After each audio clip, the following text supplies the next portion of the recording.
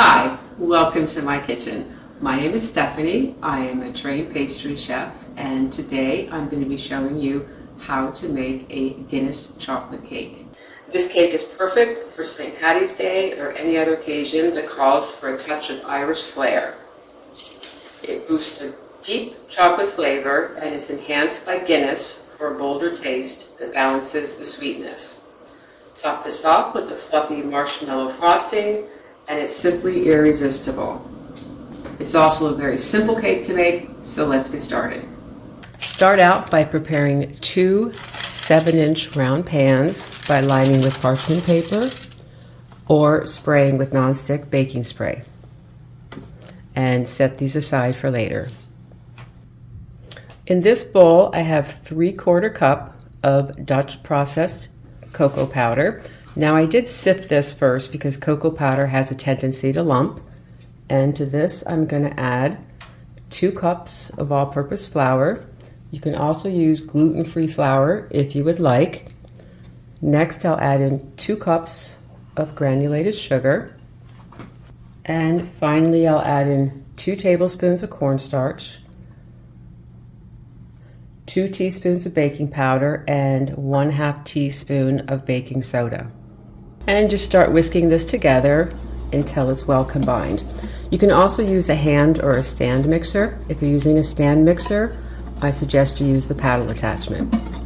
So now that all the dry ingredients are well combined, I'm going to add in 3/4 cup of vegetable oil and 4 large eggs, and just start whisking that together until it's well combined. And that looks good. So now we're going to start adding the Guinness. What I'm going to do is I'm just going to start pouring it in slowly and then stir afterwards. You're using 1 1/4 cup of Guinness. And just keep continuing adding and stirring until you have it all in.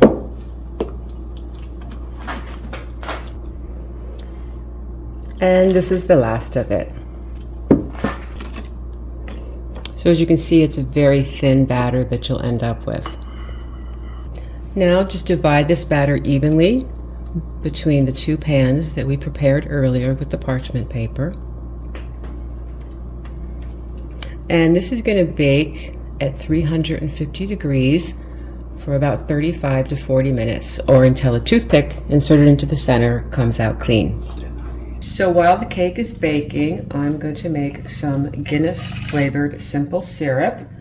You will use 3/4 cup of granulated sugar and 3/4 cup of Guinness.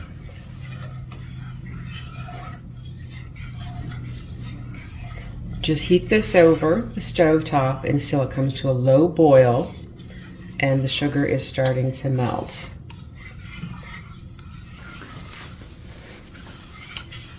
Now this step is optional. The syrup simply adds moisture to the cake, and it also intensifies the Guinness flavor.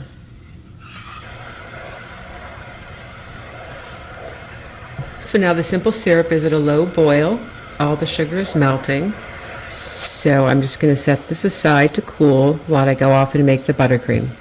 Now it's time to make the buttercream. In the mixer I have 16 ounces of marshmallow fluff and 1 1/2 cups of softened butter. Mix these together for about 2 to 3 minutes until smooth and well combined. Next, add 5 cups of powdered sugar and 1/4 cup of milk to the bowl. Start mixing on low speed to keep the sugar from flying everywhere. Then gradually turn the mixer up to medium-high. After mixing for another 3 to 4 minutes, the buttercream should be light, fluffy, and ready to use. So once your cake is finished and cooled, just slice off the top part of the cake to create a level surface, and then slice each of the cakes in half horizontally, so you end up with 4 layers.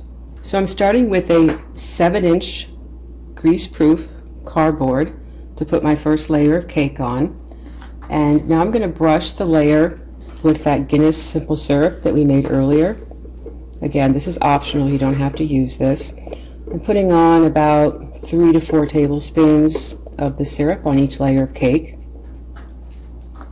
Spread an even 1/4 inch of the buttercream.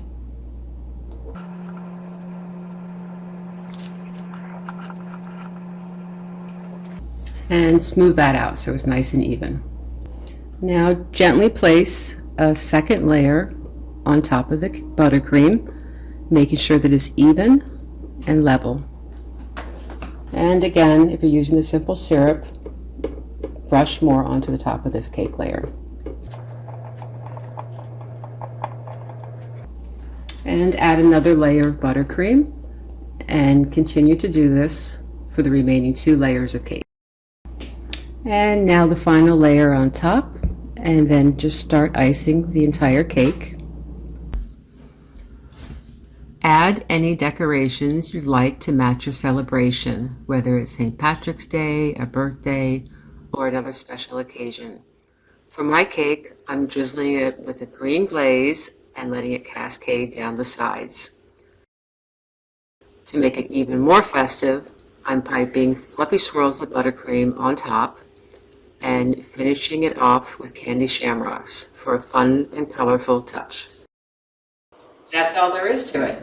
So thank you for joining me today. If you found this video helpful, please give me a thumbs up and consider joining our channel. Have a great day.